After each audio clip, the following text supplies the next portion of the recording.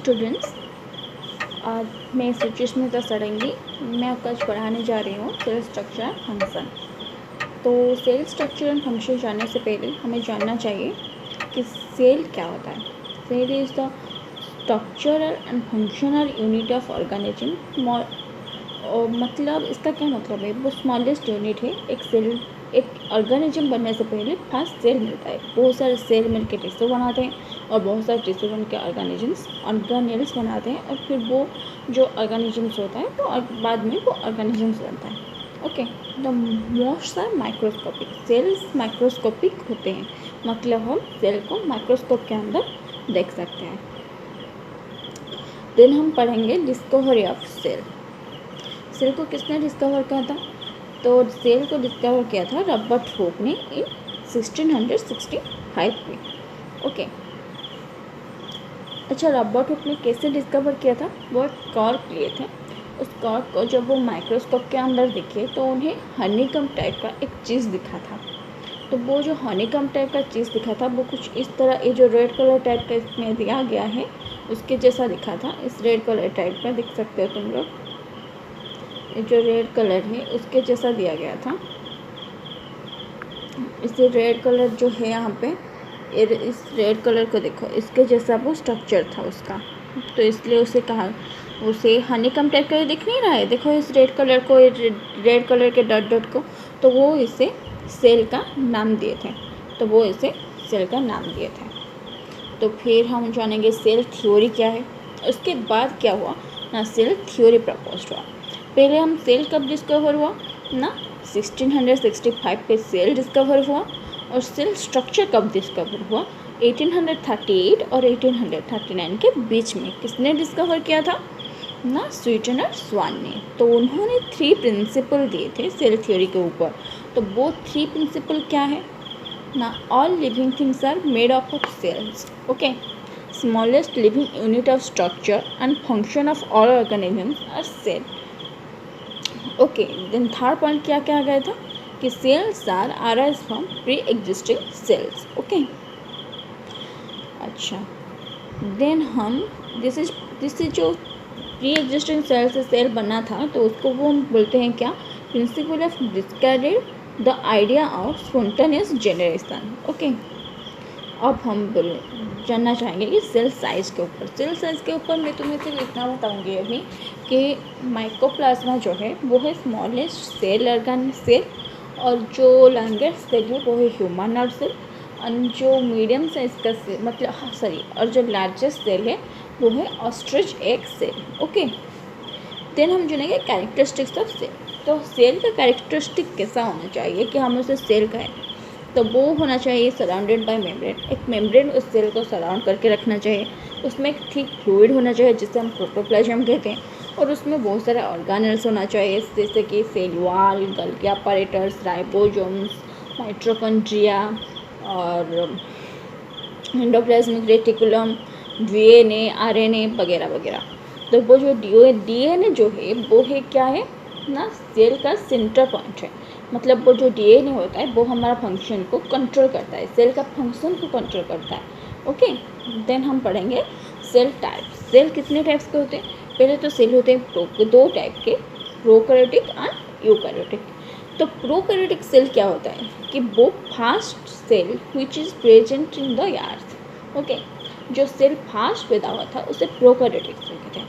Prokaryotic cell में 2 ward होता है, पहले होता है प्रो और उसके बाद आता है कैरियोट। प्रो का मतलब होता है पहले जो फास्ट पैदा हुआ था, और कैरियोट का मतलब है सेल। तो जो फास्ट पैदा हुआ था उसे कहते हैं प्रोकैरियोटिक सेल। तो उस टाइप में कौन कौन आता है? बैक्टीरिया आते हैं और आर्किया आते हैं। ओके, और उसमें उसके पास क्या होता है कि कोई पर्टिकुलर ट्रू न्यूक्लियस नहीं होता है। अब हम ट्रू न्यूक्लियस क्या होता है और फेक न्यूक्लियस क्या होता है और ओरिजिनल न्यूक्लियस क्या होता है उसके बारे में हम जब न्यूक्लियस के ऊपर डिटेल्स पढ़ेंगे तब मैं तुम्हें बताऊंगी। प्रोकैरियोटिक सेल के बाद आता है हमारा यूकैरियोटिक सेल। यूकैरियोटिक सेल में क्या होता है ना, यूकैरियोटिक सेल जो होता है उसका न्यूक्लियस जो होता है वो मेम्ब्रेन बाय और सेल मेम्ब्रेन के साथ, सेल मेम्ब्रेन एक मेम्ब्रेन उस न्यूक्लियस को सराउंड करके रखते हैं, जो कि प्रोकैरियोटिक में नहीं होता है पर वो यूकैरियोटिक में होता है। ओके, और ये जो यूकैरियोटिक सेल होता है वो कहाँ देखा जाता है? नॉर्मली प्लांट, एनिमल और सम प्रोटिस्टा और सम डेवलप्ड एनिमल जो मल्टी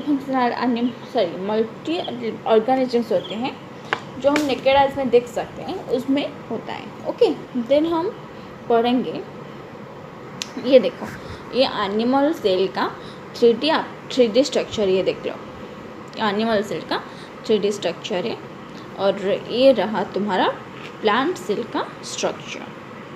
फिर हम जानेंगे सेल ऑर्गेनेल्स के बारे में। अच्छा, सेल ऑर्गेनेल्स के अंदर 2 ऑर्गेनेल ऐसे होते हैं जिसे हम कहते हैं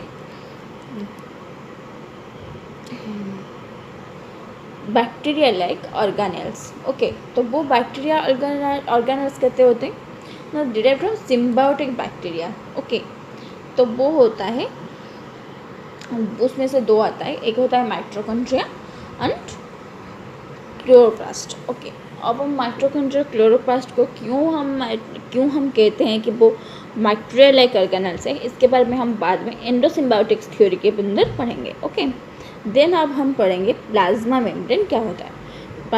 plasma contents cell contents. Okay, cell को जो सराउंड करके रखता है उसे हम प्लाज्मा मेम्ब्रेन कहते हैं। तो प्लाज्मा मेम्ब्रेन का स्ट्रक्चर कुछ इस तरह होता है, ये देख लो, ये जो यहाँ पे ब्लू टाइप के है इसको हम बोलेंगे लिपिड। वो क्या होता है कि वो 2 लेयर लिपिड का होता है। और हम ये जो पिंक कलर का देख रहे हैं इस पिंक कलर को हम बोलेंगे कि ये रहा, ये जो पिंक कलर है इसे हम बोलेंगे प्रोटीन्स। ये देख लो यहाँ पे लिखा हुआ भी है, ये लिखो प्रोटीन्स लिखा हुआ है और यहाँ पे देखो लिपिड लिखा हुआ है, ग्लाइकोलिपिड कहते हैं इसे। ये देखो लिपिड लिखा हुआ है, ग्लाइकोलिपिड। ओके, तो सेल किससे बनता है? ग्लाइकोलिपिड एंड फॉस्फोलिपिड का 2 लेयर रहता है। और यहाँ शायद इसमें लिखा नहीं है, मिस हो गया है। और उसमें कोलेस्ट्रॉल भी रहता है, तो वो ऐसे स्ट्रक्चर बनता है इसका। ओके, ये देखो फॉस्फोलिपिड का स्ट्रक्चर ऐसा होता है, उसके एक हाइड्रोफोबिक टेल होता है और एक हाइड्रोफिलिक हेड होता है। अब तुम बोलोगे हाइड्रोफोबिक टेल और हाइड्रोफिलिक टेल का क्या मतलब है? हाइड्रोफोबिक का मतलब है कि वो सेल के वो वाटर से, फोबिक का मतलब क्या होता है कि डरना, तो हाइड्रोफोबिक का मतलब है वो वाटर से डरता है, इसलिए वो टेल जो है वो सेल के अंदर साइड में है। और जो हाइड्रोफिलिक हेड है वो ऊपर में है क्योंकि वो वाटर से लव करता है, इसलिए उसे बोला जाता है हाइड्रोफिलिक हेड। ओके, देन ये देखो उसका स्ट्रक्चर यहाँ पे भी डिस्क्राइब किया गया है, उसका 2 हेड है और एक टेल है, इसे बोलते हैं फॉस्फोलिपिड। देन आते हैं, ये तो छोड़ो, इससे हम बाद में पढ़ेंगे। मेम्ब्रेन प्रोटीन में क्या आता है कि चैनल और ट्रांसपोर्ट। मेम्ब्रेन में जो प्रोटीन होता है मैंने दिखाया। अब आते हैं हम सेल वॉल के ऊपर। तो सेल वॉल क्या करता है कि सेल के ऊपर वो फाउंड मिलता है, सेल के ऊपर एक लेयर रहता है, उसे हम सेल वॉल बोलते हैं। वो नॉर्मली प्लांट सेल पे दिखता है। ओके, तो इसलिए वो प्लांट सेल में दिखता है। और काम क्या करता है वो? ओके, वो सेल्यूलोज, सुनो उसका डिफरेंस होता है, वो 2 टाइप का होता है। जो फंगस में फंगस में दिखता है वो चिटिन काइटिन कंटेंट करता है, बट जो प्लांट में दिखता है वो सेल्यूलोज कंटेंट करता है। ओके, और इसका काम क्या होता है? वो सेल को स्ट्रॉन्ग बनाने के लिए होता है। पहले सोच लो, हम घर के अंदर रहते हैं, हम एनिमल घर के अंदर रहते हैं, धूप पे ज़्यादा दिखते नहीं। और जो एनिमल्स, जो जंगली एनिमल्स होते हैं वो भी ज़्यादा धूप में आते नहीं, उनका एक स्वतंत्र, कोई गुम्फा पे रहता है, कोई केव में रहता है, कोई पेड़ के अंदर घर बना के रहता है, तो इसलिए वो धूप में ज़्यादा आते नहीं, तो उनको सेल वॉल की ज़रूरत नहीं होती। लेकिन प्लांट जो है वो हमेशा धूप, बारिश और ठंड के मौसम में इन सब एनवायरनमेंट के कंटेक्ट में आता है, तो उसके सेल को स्ट्रॉन्ग बनाना ज़रूरी है, इसलिए वो सेल वॉल रहता है। ओके, तो अब हम जाएंगे साइटोप्लाज्म के बारे में। तो साइटोप्लाज्म हमने बताया था कि इसके अंदर एक थिक फ्लूइड होता है जिसे हम साइटोप्लाज्म कहते हैं। ओके, अब वो साइटोस्केलेटन पे आएंगे। तो साइटोस्केलेटन क्या है? कि वो एक स्पेशल टाइप का फाइबर है, थिक फाइबर, जो क्या करता है ना, सेल को स्ट्रक्चर देने में हेल्प करता है। ओके, अब सेल को स्ट्रक्चर देने में हेल्प करता है। तो क्या होता है, the eukaryotic cytoplasm contains a set of long thin fibers called cytoskeletons. Okay, जो साइटोस्केलेटन्स होते हैं वो 3 टाइप के होते हैं। कैसे होते हैं, को क्या क्या होते हैं ना, microfilament, microtubules and intermediate filament. Okay, then आते हैं सिलिया और फ्लैजेला। ये सिलिया और फ्लैजेला क्या होता है कि ये बैक्टीरिया में नॉर्मली दिखा जाता है। तो वो फ्लैजेला जो होता है वो सेल को बैक्टीरिया लाइक जो बैक्टीरिया होता है उन्हें चलने फिरने में हेल्प करता है, और सिलिया जो होता है वो जो होता है खाना उसे ऑब्जर्व करने में हेल्प करता है। ओके, कभी कभार लोकोमोशन में भी हेल्प कर देता है। सिलिया एंड फ्लैजेला स्ट्रक्चर वो क्या होते हैं ना, bounds of bundles of microtubules और प्लाज्मा मेम्ब्रेन, उसके माइक्रोट्यूबुल्स के चतुर्पार्श्व में जो प्लाज्मा मेम्ब्रेन सराउंड करके रहते हैं। सुनो अच्छे से बताती हूँ, मतलब माइक्रोट्यूबुल्स के सराउंडिंग में जो एक मेम्ब्रेन दिखा जाता है तो उसे हम बोलते हैं फ्लैजेला। ओके, और सिलिया का स्ट्रक्चर भी वैसा ही होता है। ओके, देन आएंगे हम न्यूक्लियस के ऊपर। जो न्यूक्लियस क्या होता है ना, control centre of the cell. Cell को मतलब सेल के अंदर जो होता है, जिसके अंदर हम डीएनए और डीएनए देखते हैं, मतलब वो क्या होता है, the nucleus is a dense spherical shaped structure present inside the nucleus. Nucleus क्या होता है ना, न्यूक्लियस लॉस को लेके न्यूक्लियस बनता है।